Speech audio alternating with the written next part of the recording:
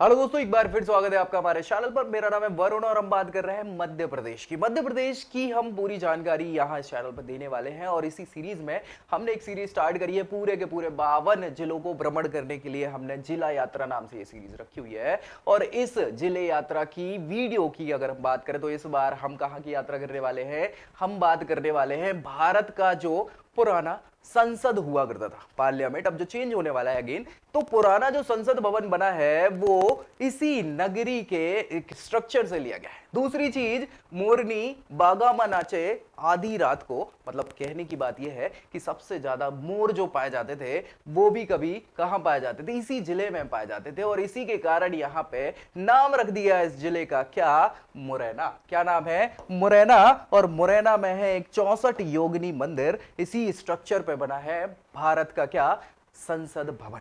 तो इस पे भी हम डिस्कस करेंगे। चलिए स्टार्ट कर लेते हैं। सबसे पहले तो ये वो जगह है मध्य प्रदेश में, आप देख पा रहे होंगे मैप में मुरैना कहां स्थित है। तो मुरैना आप देख लो कि इधर लगता है राजस्थान, इधर लगता है उत्तर प्रदेश। तो भैया दोनों की सीमाओं को मुरैना छूता है। दूसरी चीज ये है कि ये चंबल संभाग के अंतर्गत आता है। ये तो विशिष्ट जानकारी है जो आप पे बननी चाहिए, ठीक है भाई। चलिए आगे बढ़ लेते हैं हम। सबसे पहले जिले का नाम क्या है? मुरैना, जो हमें पता है। और इसकी स्थापना भी उसी समय हो गई थी जब राज्य का पुनर्गठन हुआ था, उसी में इसको मध्य प्रदेश के अंदर फिर ले लिया गया था। तहसीलों की बात करें तो मुरैना स्वयं एक तहसील है। अंबा, पोरशा, जौरा, कैलारस, सबलगढ़, ये सभी की सभी क्या है? आपकी तहसीलें हैं। किस जिले की? मुरैना जिले की। चलिए सीधी सीमाओं की बात करें अगर, कि पड़ोसी आसपास में कौन सी सीमाएं लगाते हैं, तो ग्वालियर पड़ता है ये जस्ट नीचे, याद रखिएगा। ग्वालियर के बाद भिंड आपका पड़ेगा यहां, श्योपुर पड़ेगा आपका ये, इसके बाद शिवपुरी भी थोड़ा सा टच यहां पे हो जाता है। सॉरी, ग्वालियर ये है, ये शिवपुरी है, ठीक है। चलिए बहुत बढ़िया। तो ये 4 जिले आपके टच हो रहे हैं किससे? मुरैना से। याद रखना है सीमा अगर राज्यों के साथ बात करें तो 2 राज्य पड़ रहे हैं। कौन से? एक तो इस साइड पड़ रहा है राजस्थान, दूसरा उत्तर प्रदेश। तो बहुत बढ़िया। जनसंख्या की बात करें 2011 की जनगणना के अनुसार तो 10,91,854 यहां की टोटल जनसंख्या हुआ करती थी। साक्षरता दर भी 75.69% हुआ कर रही थी। भौगोलिक स्थिति की अगर हम बात करें तो ये देखो भैया, ये है पूरा का पूरा हमारा क्या? मुरैना। तो मुरैना में अक्षांशीय विस्तार होगा सबसे पहले। तो आड़ी रेखाएं जो है वो है 25 डिग्री, कितने? 25 डिग्री 17 मिनट उत्तरी अक्षांश से लेके 26 डिग्री 52 मिनट, कितना भैया? 52 मिनट उत्तरी अक्षांश। और देशांतरीय विस्तार की बात करें तो भैया देशांतरीय विस्तार थोड़ा सा लंबा है, ठीक है। 76 डिग्री 30 मिनट पूर्वी देशांतर से लेके 78 डिग्री, कितना भैया? 78 है ना। 78 डिग्री 33 मिनट जो है इसका पूर्वी देशांतरीय विस्तार है। याद रखिएगा 25 17 से 26 52 और 76 30 से 78 33 इसका टोटल विस्तार है। किसका? किसका? मुरैना जिले का। बहुत बढ़िया। इसमें सबसे उत्तरी जिला जो है मध्य प्रदेश का वो कौन सा है? मुरैना है। ये क्वेश्चन पूछ लिया जाता है कि सबसे उत्तरी सीमा मध्य प्रदेश की किस जिले पे है? तो भैया मुरैना जिले पे है। ये अगेन चंबल संभाग के अंतर्गत आता है, हमें पता है। और इसमें इस जिले का मुख्यालय मुरैना ही है, ऑब्वियस सी बात है। चंबल संभाग में कितने? 3 जिले आते हैं, मुरैना, भिंड और श्योपुर, ठीक है। ये हमने डिस्कस किया था भिंड वाले वीडियो में भी। तो इतिहास की बात कर लेते हैं मुरैना के। क्या रहा है इतिहास? देखो भैया, चंबल संभाग का जो मुख्यालय है वो मुरैना जिले में। इसमें मुरैना चंबल नदी के किनारे कब से? महाभारत कालीन नगरी मानी जाती है। बहुत बढ़िया। मयूरवन, याद रखिएगा मयूरवन, मयूर मतलब मोर की बात चल रही है तो मोर वनों में पाए जाते थे। इसका मयूरवन का विकसित नाम क्या हो गया? मुरैना हो गया। और मोर पक्षियों की बहुतायत तो यहां हुआ करती थी और जो वन की शोभा बढ़ाते थे। बहुत बढ़िया। मुरैना का नाम मोर और रैना, मोर और रैना, तो मुरैना इसका नाम पड़ गया। मोर रहने का बसेरा मुरैना, ठीक है। रेलवे लाइन जब बिछा रहे थे तो उस समय शिकारपुर और सराय ये जगह हुआ करती थी। रेलवे स्टेशन के नाम बदलकर यहां पुराने गांव के नाम पर 1876 में इसका नाम क्या रख दिया गया? मुरैना रखा गया। बहुत बढ़िया। 1904 में ग्वालियर राज्य जो हुआ कर रहा था तो सिकरवारी जगह जो हुआ करती थी, सिकरवारी जिले को तनवारघर के साथ मिला दिया गया और इसको आगे जाके क्या कर दिया, जौरा अलापुर इसका मुख्यालय बना दिया, जो बाद में आके मुरैना बनेगा।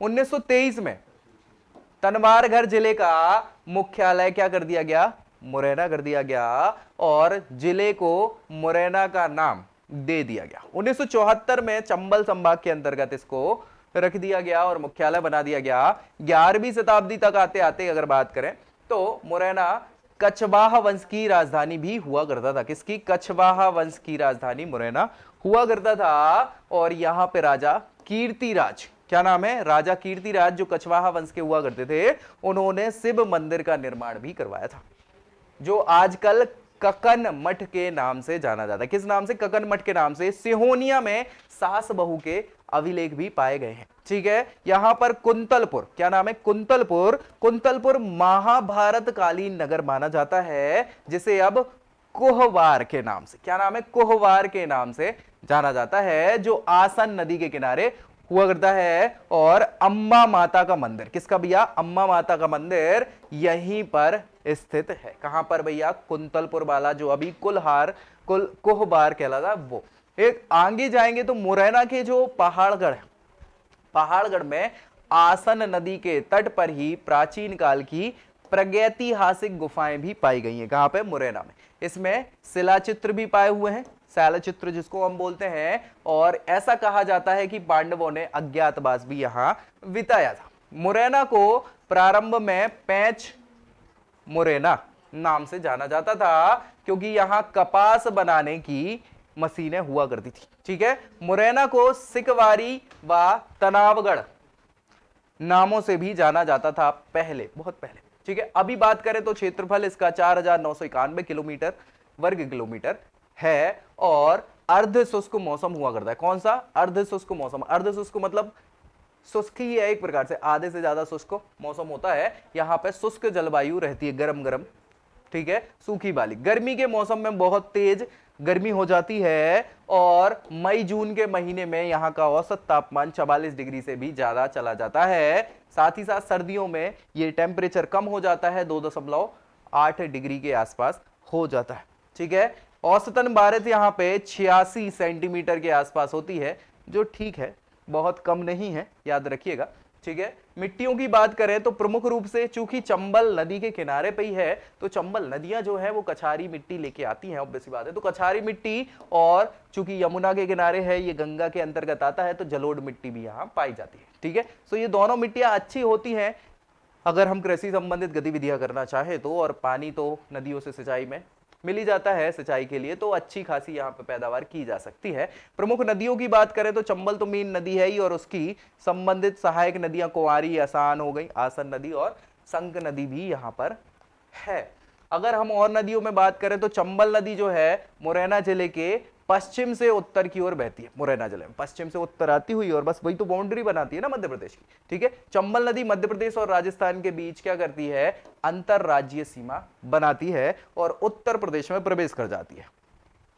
और चंबल नदी उत्तर प्रदेश के इटावा जिले में यमुना नदी से मिल जाती है, तो ये आगे जाके, ठीक है, बढ़िया। चंबल नदी में डॉल्फिन का संरक्षण किया जाता है, ये हमें पता ही है। चंबल अभ्यारण्य जो है, जिसमें डॉल्फिन का, गंगटिक डॉल्फिन जो भारत का जलीय जीव है, राष्ट्रीय जलीय जीव, ठीक है, उसका संरक्षण होता है। मगरमच्छों का होता है, और मगरमच्छ के अलावा किसका होता है, किसका होता है, मगरमच्छ जैसे कैसे लगते हैं। सो सभी का संरक्षण कहां होता है, चंबल अभ्यारण्य में हो जाता है। सिंचाई परियोजनाओं की बात करें तो नहर के द्वारा ही यहां पे प्रमुखता सिंचाई करी जाती है। और पहली परियोजना जो मध्य प्रदेश की हुआ करती थी, चंबल परियोजना, वो मुरैना जिले में स्थित है। वन और वन्य जीवों की बात करें तो सबसे ज्यादा आरक्षित वन जो है, ज्यादा तो नहीं है लेकिन ठीक है, 50,669 हेक्टेयर और 26,847 हेक्टेयर संरक्षित वन। आरक्षित कितने हैं, 50,669 हेक्टेयर, और संरक्षित कितने हैं, 26,847 हेक्टेयर। यहाँ पे वन आरक्षित और संरक्षित है।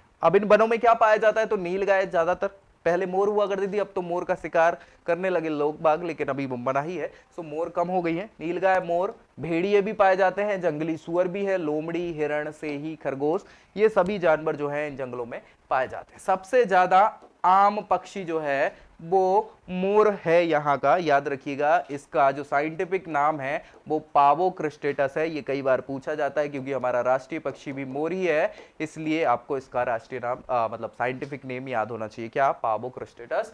ठीक है, याद रखिएगा।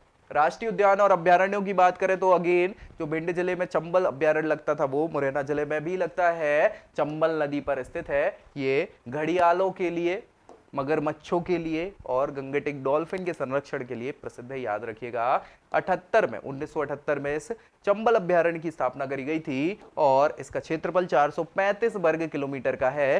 3 राज्यों में यह फैला हुआ है, मध्य प्रदेश, राजस्थान और उत्तर प्रदेश। ठीक है भाई, ये याद रखना है, बहुत इंपॉर्टेंट है, सीधा क्वेश्चन कई बार पूछा जाता है। खनिज संपदा की बात करें तो यहाँ पे जैसे भिंड जिला समृद्ध नहीं है खनिज के मामले में, वैसे ही मुरैना भी बहुत ज्यादा समृद्ध नहीं है। यहाँ भी चूना पत्थर ही पाया जाता है। साथ ही साथ यहाँ पे सबसे ज्यादा सरसों का उत्पादन हो जाता है, तो सरसों से सरसों का तेल निकाला जाएगा, तो वही उद्योग यहाँ पे फेमस है। और बामौर, ये भी पूछा जाता है, औद्योगिक क्षेत्र है, ये किसके अंतर्गत आएगा, मुरैना के। बानमौर भी इसको बोलते हैं, बामौर भी बोलते हैं। ठीक है, बानमौर 11वां औद्योगिक केंद्र है मध्य प्रदेश का, याद रखिएगा।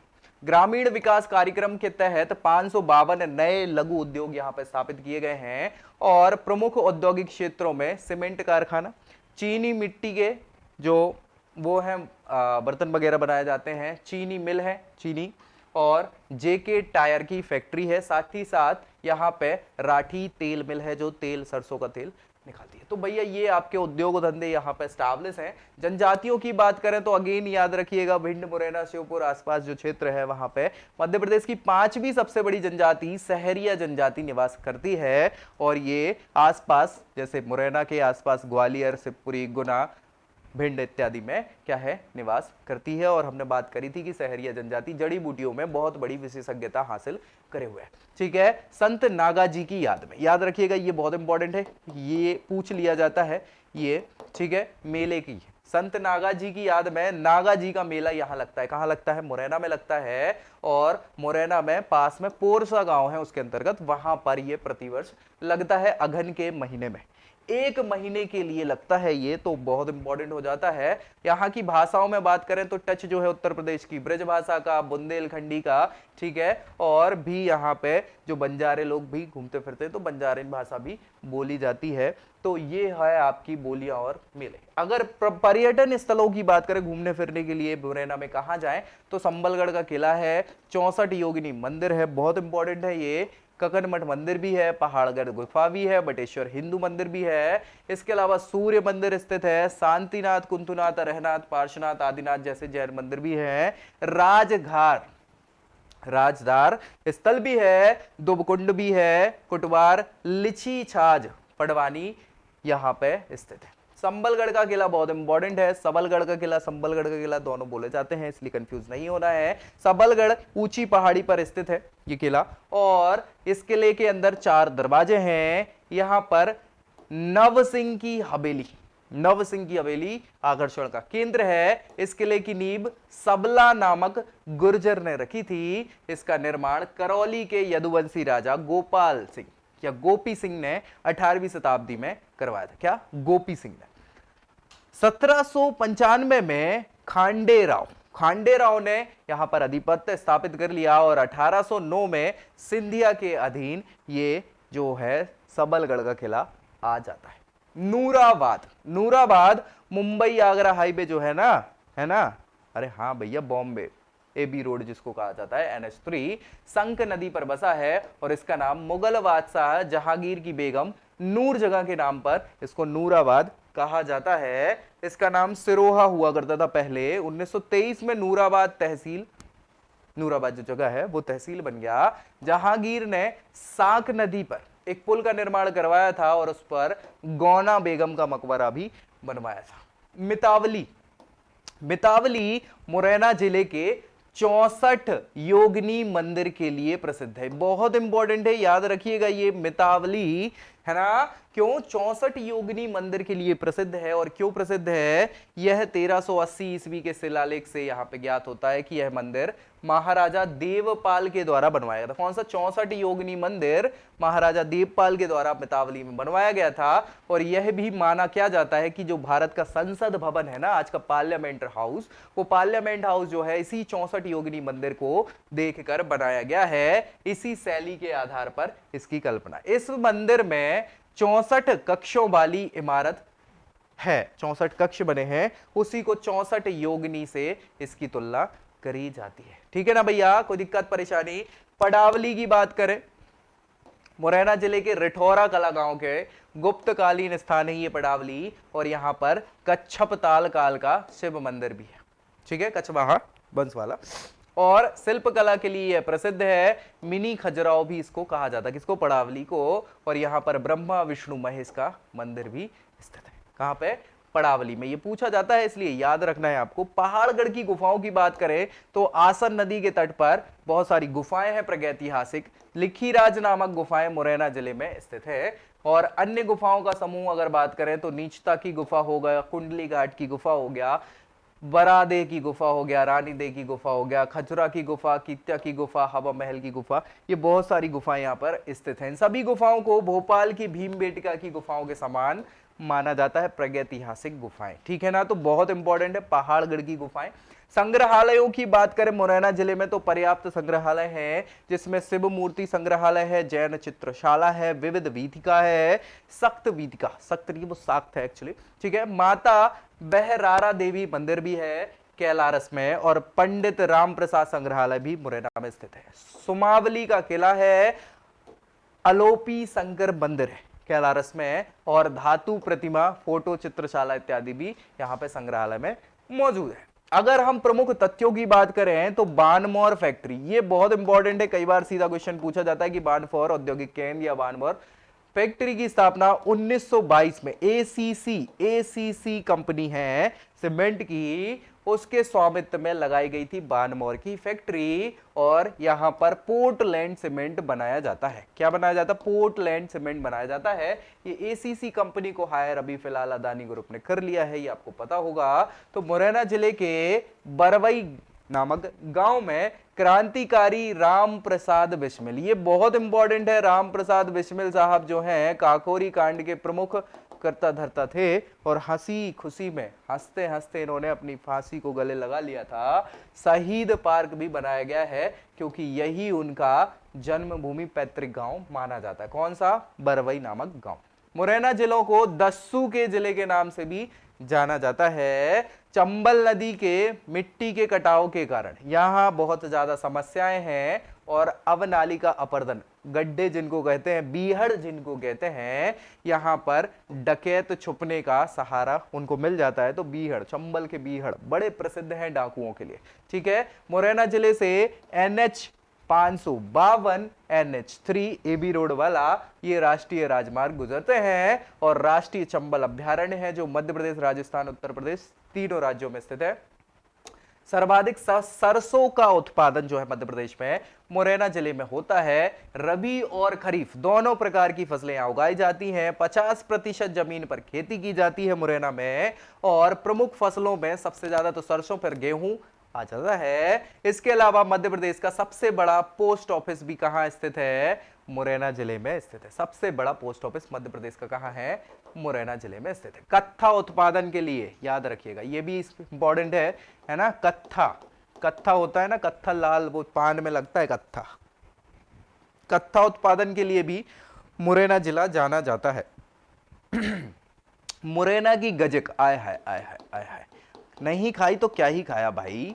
सर्दी आने वाली है, बिल्कुल आपको मिलने लगेगी बहुत सारी दुकानों पर आपकी स्वीट्स की। मुरैना की गजक विश्व प्रसिद्ध है भैया, मानी जाती है। मुरैना जिले में जो यहाँ पे कालीन का निर्माण भी किया था, कालीन समझ रहे ना, कालीन भैया नहीं है, कालीन जो बिछाई जाती है वो कालीन का निर्माण भी यहाँ पे होता है। सबसे अधिक गाय और भैंस ये पशुधन के रूप में यहाँ पे पाए जाते हैं और जिले में दूध का उत्पादन भी पर्याप्त मात्रा में, जब ये पशु पाले जा रहे हैं तो दूध का उत्पादन पर्याप्त मात्रा में होता है। चंबल अभ्यारण्य जो है वो इसी में स्थित है, याद रखना। घड़ियालों के लिए प्रसिद्ध है, घड़ियालों के अलावा मगरमच्छ और गंगा की डॉल्फिन के लिए भी ये प्रसिद्ध है। ये सारी की सारी पूरी हमने यात्रा करी किसकी किसकी मुरैना जिले की। तो भैया जिले यात्रा में हमने मुरैना की बात कर ली, हमने भिंड की बात कर ली, हमने अशोकनगर की भी बात कर ली। आगे हम जिला दर्शन में बात करेंगे किसकी, ग्वालियर जिले की। तो मिलते हैं नेक्स्ट वीडियो में। वीडियो अच्छा लगे तो लाइक कर लेना, दोस्तों को शेयर जरूर कर देना, क्योंकि मध्य प्रदेश से संबंधित एक छोटी से छोटी जानकारी आपको यहाँ इसी चैनल पर मिलने वाली है। तो तब तक के लिए जय हिंद।